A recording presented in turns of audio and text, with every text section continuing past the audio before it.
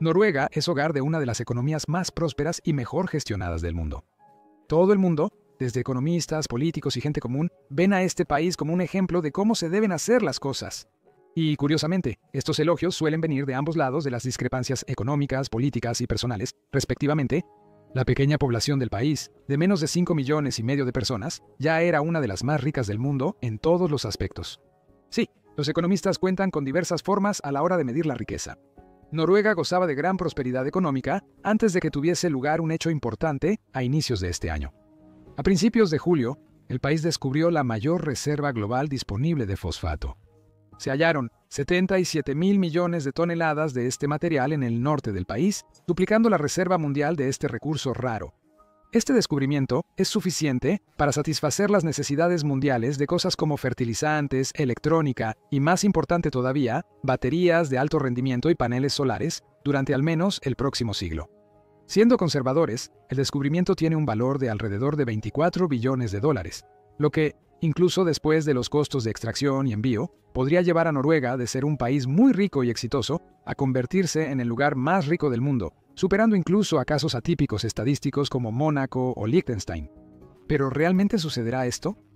El descubrimiento es sin duda algo increíble, no solo para Noruega, sino para el mundo, que se beneficiará de los alimentos y energías renovables que este material podrá generar.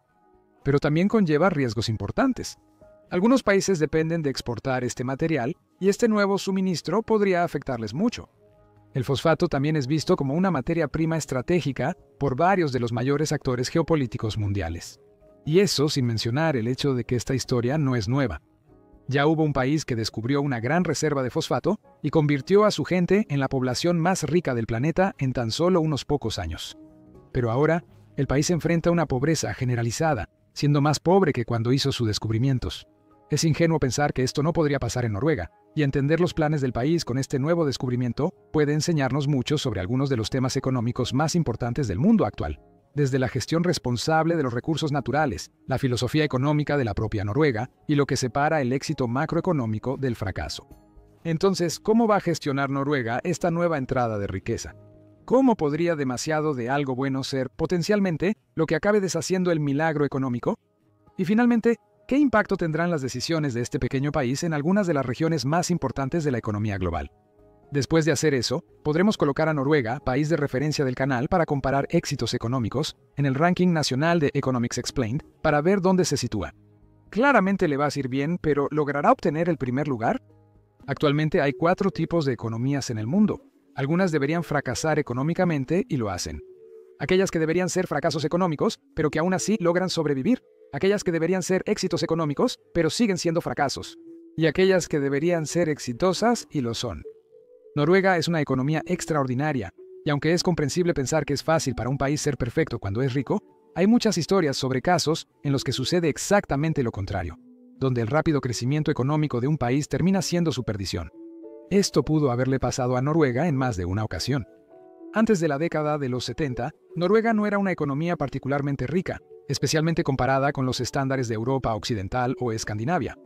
Por supuesto, no era pobre, porque se beneficiaba de poder comerciar directamente con algunas de las economías más ricas del mundo en ese momento, pero ciertamente no era rica, pues dependía principalmente de la pesca como su industria nacional y de exportación más importante. Todo eso cambió a fines de los años 60, cuando el país halló grandes yacimientos de petróleo y de gas en el Mar del Norte.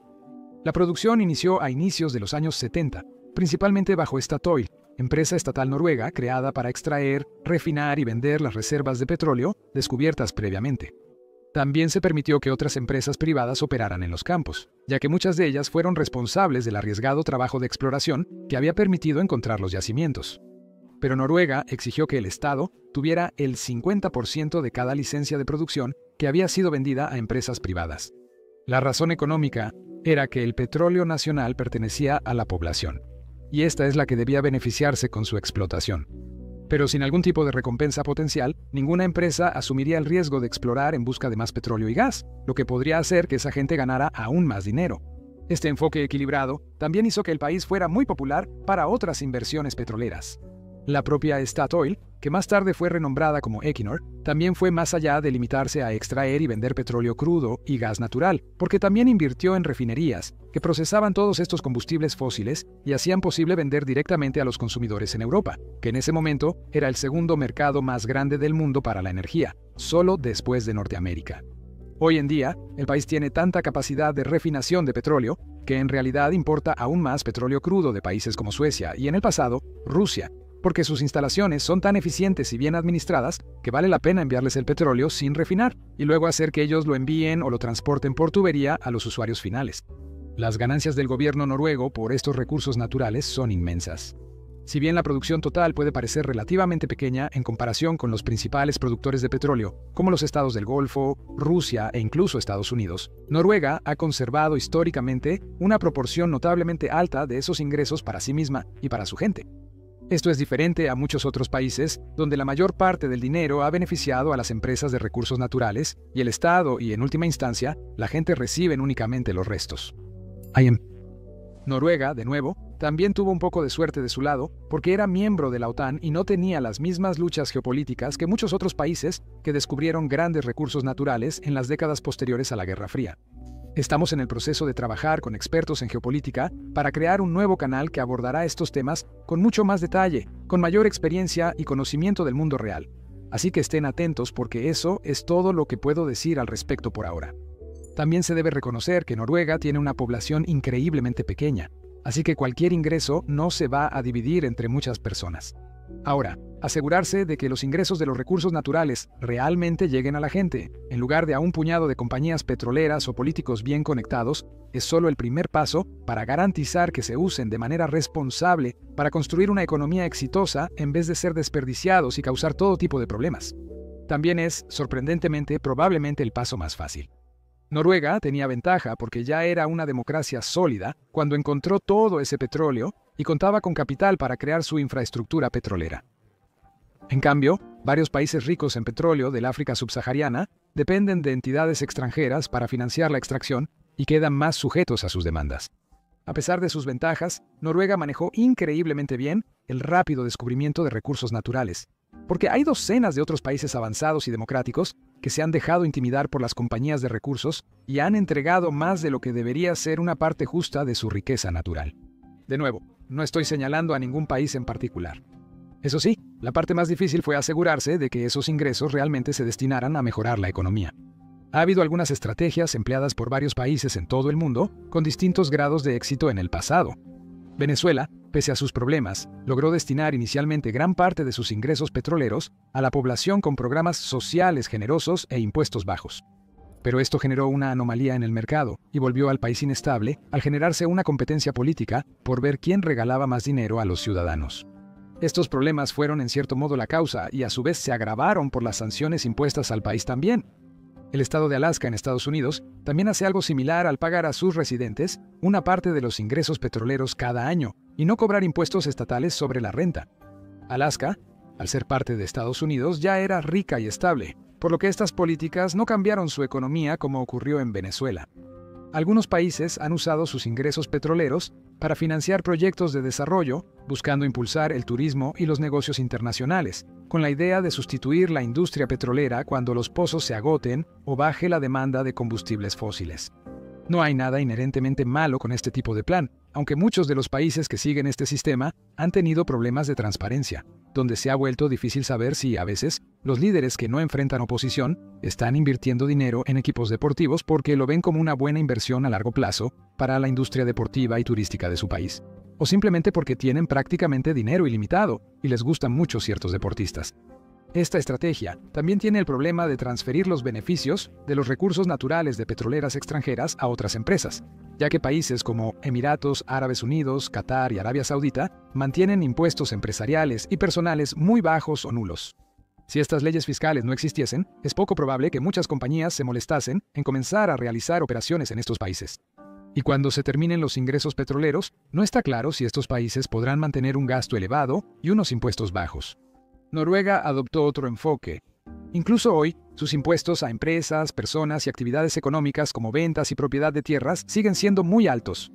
Su impuesto sobre la renta nacional parece bajo, Pero al sumar los gravámenes regionales y otros cargos, incluso quienes no ganan excepcionalmente mucho pueden terminar pagando más de la mitad de sus ingresos al gobierno.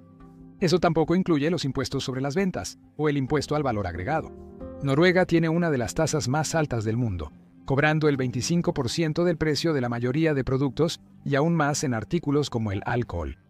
A simple vista, también es difícil saber a dónde va todo este dinero. Las ciudades noruegas están bien, pero son básicas. No hay rascacielos de 1 kilómetro de altura ni islas artificiales. Esto es porque, como saben los espectadores habituales del canal, Noruega no da dinero directo a sus ciudadanos ni lo gasta en grandes obras, sino que lo guarda en una cuenta nacional llamada Fondo Soberano. Actualmente, el fondo de pensiones del gobierno de Noruega supera los 1,6 billones de dólares, un aumento de casi el 50% desde que exploramos este país en el primer video de este canal. Ese aumento ha sido impulsado por la inflación, que obviamente no ha sido insignificante en los últimos 4 años, los rendimientos de las inversiones, que también han sido muy sólidos, y quizás lo más importante, porque la invasión de Ucrania y la destrucción del gasoducto Nord Stream fue una oportunidad de oro para que Noruega se convirtiera en el proveedor casi exclusivo de gas natural para Europa. 1,6 billones de dólares equivalen a casi $330,000 por ciudadano noruego, lo que haría a los noruegos las personas más ricas del mundo si el fondo se repartiera directamente. Por supuesto, el gobierno no hace eso ni lo gasta directamente, lo cual tiene ventajas. Eventualmente, este dinero se utiliza para financiar el gasto público, pero antes de eso permanece en el Fondo Soberano de Riqueza, y la clave de por qué eso es importante está en el nombre mismo del fondo. El Fondo de Pensiones del Gobierno, o técnicamente el Statens Pensjonsfond. Perdona quien hable noruego y vea esto. En realidad, el fondo de pensiones no sirve para financiar pensiones, bueno, al menos no de forma exclusiva. Es un fondo que actúa como una pensión. Así como una persona deja de poder trabajar, Noruega dejará de poder depender de los ingresos del petróleo. Es para el retiro del petróleo, no de personas. La idea es invertir lo suficiente para que las inversiones compensen los ingresos perdidos del petróleo, y ya están a punto de lograrlo. Y esa es la principal ventaja. El Estado terminará ganando más dinero que si hubiera usado directamente sus ingresos petroleros. Otra ventaja es la estabilidad que aporta al país. Las economías dependientes de recursos naturales a menudo se encuentran en una posición en la que su economía solo puede ser tan buena como el precio de sus materiales de exportación en los mercados internacionales, los cuales pueden fluctuar enormemente incluso cada hora. Y ni hablar de los años y décadas en los que debería hacerse una buena planificación económica. Al reunir sus ingresos en un fondo de riqueza, Noruega creó un amortiguador ante fuertes fluctuaciones económicas. Si los precios del petróleo son altos y el país obtiene muchos ingresos, puede depositar dinero en este fondo, encaminándose a ser independiente de la necesidad de seguir recibiendo esos ingresos petroleros en el futuro. Si bajan los precios del petróleo y disminuyen los ingresos, puede usar este fondo para pagar servicios sin endeudarse ni afectar la economía. Gracias a sus tasas de impuestos relativamente altas, realmente nunca ha necesitado hacer esto, pero le da al país mucha seguridad saber que es posible. Esos impuestos también ayudan a la estabilidad económica de formas menos evidentes. Además, pueden usarse para controlar la economía. Si necesita un impulso, los gobiernos pueden bajar los impuestos dejando más dinero para que la gente gaste e invierta, ayudando así a las empresas y, en última instancia, al empleo. Si una economía está creciendo demasiado rápido y cosas como la inflación o la desigualdad se están convirtiendo en un problema, entonces el gobierno puede aumentar los impuestos o ajustar los tramos fiscales para abordar estos problemas directamente. Si un gobierno no aumenta los impuestos porque puede financiar su gasto a través de otras fuentes de ingresos, entonces renuncia a este control, lo cual incluso los economistas más libertarios tienden a reconocer como una gran debilidad. Además, los impuestos generan un contrato social entre el gobierno y la gente. Si la gente paga impuestos, naturalmente se involucra más en lo que su gobierno está haciendo con su dinero, así que cosas como la corrupción o que los funcionarios desvíen fondos para enriquecerse a sí mismos se vuelven mucho más vigiladas. El modelo que Noruega ha usado para recaudar y capitalizar su riqueza de recursos naturales, obviamente, ha sido exitoso, pero eso no significa necesariamente que sea tan fácil como copiar y pegar esta estrategia en cualquier país que descubra una enorme reserva de recursos naturales. No hay mejor ejemplo de esto que lo que Noruega hace con los billones que acaba de encontrar. El descubrimiento de las reservas de fosfato del país tiene el potencial de hacer que el petróleo y el gas natural del Mar del Norte sean casi insignificantes en comparación. El valor estimado de estos depósitos de fosfato supera ligeramente al de las reservas petroleras de Arabia Saudita a precios actuales. Mientras que Noruega es uno solo de la docena de actores importantes que hay en el mercado de combustibles fósiles, un mercado que, a pesar de los monopolios organizados, sigue siendo muy competitivo, Noruega sería uno de los únicos 2 países en el mundo que controlarían el suministro de fosfato. Es más, mientras muchos países están tratando de reducir su dependencia de combustibles fósiles, la demanda de fosfato crecerá, ya que es esencial en productos necesarios para dejar el petróleo. El fosfato se refina y se usa en baterías, paneles solares y principalmente como fertilizante para alimentar a 8.000 millones de personas. Antes de este descubrimiento, el fosfato realmente solo se encontraba en otro país, Marruecos, y su abundancia de este recurso natural lo hacía de gran interés para muchas potencias importantes en todo el mundo que querían asegurarse de que sus economías pudieran producir todas estas tecnologías dependientes del fosfato, e incluso preferirían que sus rivales globales no pudieran hacerlo. La Unión Europea, Estados Unidos y China consideran el fosfato un material estratégico. Eso significa que, al igual que los metales de tierras raras y el uranio, no se puede comerciar internacionalmente con cualquiera.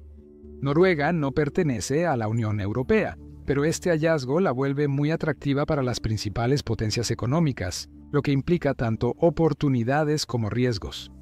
Sin embargo, el país al que esto afecta más claramente es Marruecos, que no era un país rico precisamente, y casi el 25% de toda su actividad económica y comercio internacional se centraba en la exportación y procesamiento de este solo material.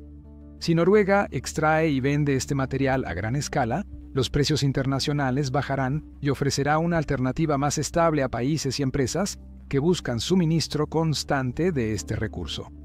Esto es excelente para Noruega y para el mundo, pero lamentablemente todo esto es a costa de Marruecos.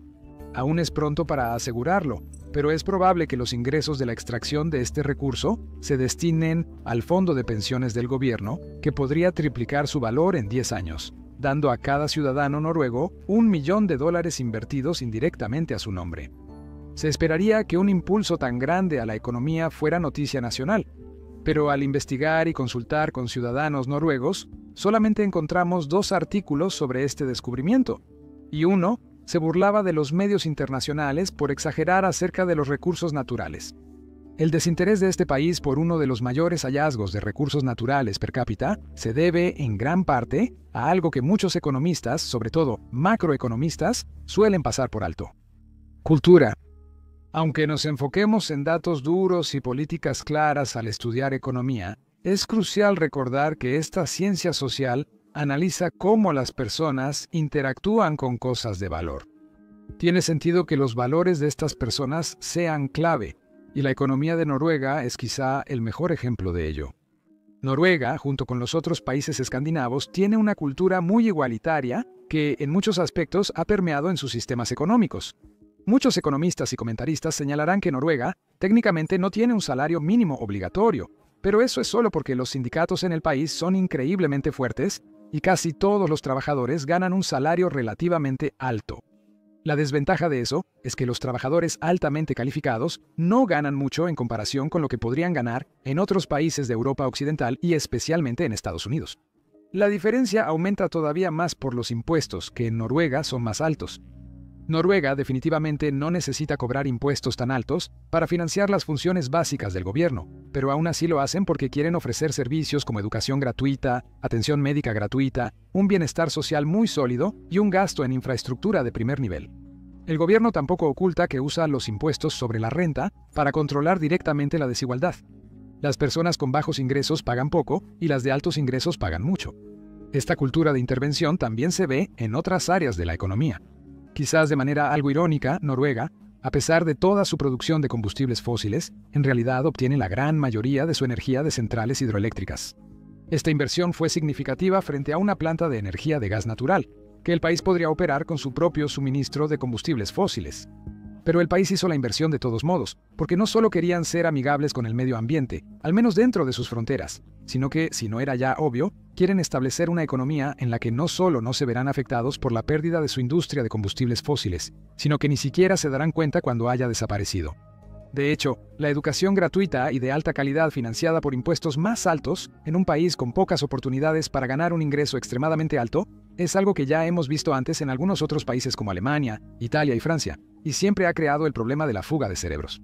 Los ciudadanos noruegos pueden obtener un título financiado y mudarse a otro país para ganar más, pagar menos impuestos y reducir gastos de vida. Otro sacrificio de que todos estén bastante bien es que todo es extremadamente caro. Los economistas usan el índice Big Mac para comparar el costo de vida entre países. El precio de un Big Mac considera costos laborales, alimentos, transporte, bienes raíces e impuestos, por lo que se parece mucho a un cálculo del índice de precios al consumidor, que compara una lista de bienes para estimar los gastos de vida. En cualquier caso, Noruega tiene las Big Macs más caras del mundo solo después de Suiza. Así que es un lugar caro para vivir. Ahora, con este alto costo de vida, alto nivel educativo, altos impuestos y una población altamente calificada, sería lógico esperar que Noruega tuviera un gran problema de fuga de cerebros, es decir, que tan pronto como el país termine de capacitar a sus jóvenes trabajadores, estos simplemente se van a otro país para ganar más dinero. De nuevo, esto se parece a los problemas de muchos países de Europa Occidental, pero en Noruega no se van. El país tiene una de las tasas más bajas de fuga de talento de todo el mundo. La razón es simplemente la cultura. Los noruegos podrían ganar más, pero realmente no lo necesitan. Por supuesto, esto es una generalización, pero tienen todo lo que necesitan en su propio país. No valoran demasiado los lujos grandes y caros, y a los trabajadores se les otorgan muchas libertades que simplemente no se encuentran en otros lugares. La mayoría de los trabajadores en Noruega no quieren dejar atrás todo eso solo por ganar un poco más de dinero. Aunque la sociología no es nuestro fuerte en estudios europeos, todos los habitantes de Noruega con los que hablamos al hacer este video mencionaron la ley de Hante. Son 10 reglas creadas en una obra de ficción para criticar la sociedad homogénea, pero que casi son un manual de vida en Noruega. Ahora, aunque esto no ha sido algo muy agradable o potencialmente distópico, también ha significado que no ha habido tanta presión sobre el gobierno para reducir los impuestos o repartir los ingresos petroleros como la habría en la mayoría de los otros países. Así que, de nuevo, aunque lo que han hecho en Noruega ha sido muy exitoso, no sería tan fácil replicarlo en la mayoría de los otros países. Incluso aquellos que tienen la bendición de poseer recursos naturales por valor de billones de dólares para repartir entre una población reducida. Bien, es momento de colocar a Noruega, el país que lo tiene todo a favor, en la tabla nacional de economía explicada. Comenzando como siempre con el tamaño, Noruega tiene un PIB de 579 mil millones de dólares estadounidenses, lo que la convierte en la 24ª economía más grande del mundo, justo entre sus pares regionales, siendo un poco más grande que Bélgica y un poco más pequeña que Suecia. Aún así, es una economía global clave y recibe un 7 sobre 10. Ese PIB tan respetable se distribuye entre una población muy pequeña de solo 5,4 millones de personas, lo que le da al país un PIB per cápita de 106.149 dólares. Es el segundo mayor producto per cápita mundial, solo después de Luxemburgo y micronaciones como Mónaco. La diferencia en Noruega es que este número es completamente legítimo. En los microestados, muchos trabajadores viven fuera del país y luego viajan diariamente para trabajar antes de regresar a casa al terminar el día. Esto es especialmente común en lugares como Mónaco, donde alguien que sirve café simplemente no podría permitirse vivir ahí. Lo que esto hace es aumentar la producción del país, el numerador en esta ecuación, sin aumentar realmente su población, el denominador, haciendo que las personas que viven ahí parezcan más productivas de lo que realmente son. Noruega es un país grande, aislado y con pocos trabajadores que no son residentes permanentes. Así que, teniendo eso en cuenta, el pueblo noruego es el más productivo del mundo. Obtendrían un 10 sobre 10 igualmente, pero es importante enfatizar que realmente se lo ganaron legítimamente. La estabilidad y confianza siguen siendo fuertes. La cohesión social del país, su sólido sistema democrático y el intenso enfoque en construir una red de seguridad financiera con su inmenso fondo soberano significa que Noruega es probablemente una de las economías más seguras del mundo. Obtiene un 10 sobre 10. El crecimiento ha sido de las métricas más débiles de Noruega. No ha sido inmune a la desaceleración general en Europa, que es el mayor cliente de sus exportaciones. Este lento crecimiento también es intencional.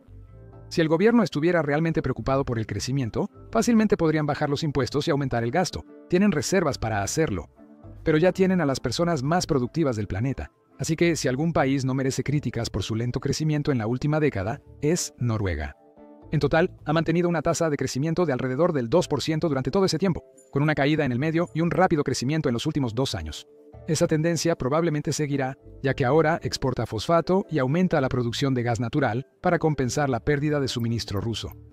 Pero por ahora le doy un 6 sobre 10. La industria es interesante en Noruega. Muchos países no han desarrollado industrias competitivas más allá del petróleo y gas, ya que esas exportaciones dominan el resto. Es un problema muy común que hemos abordado en muchos videos, pero Noruega no lo tiene. Obviamente, al ser un país pequeño, no tiene industrias importantes que influyan en el resto del mundo, salvo quizá la producción de fosfato dentro de poco. Aún así, ha creado servicios internacionales de gran valor agregado, como la administración naviera, la pesca sostenible y, por supuesto, debe reconocerse la inversión financiera. Los billones de dólares que ha invertido alrededor del mundo se están utilizando para desarrollar otras industrias y hacer del mundo un lugar más próspero. Noruega saca un 8 de 10 en industria. No llega más alto porque, por su tamaño reducido, le cuesta ser dominante a escala global en cualquier cosa.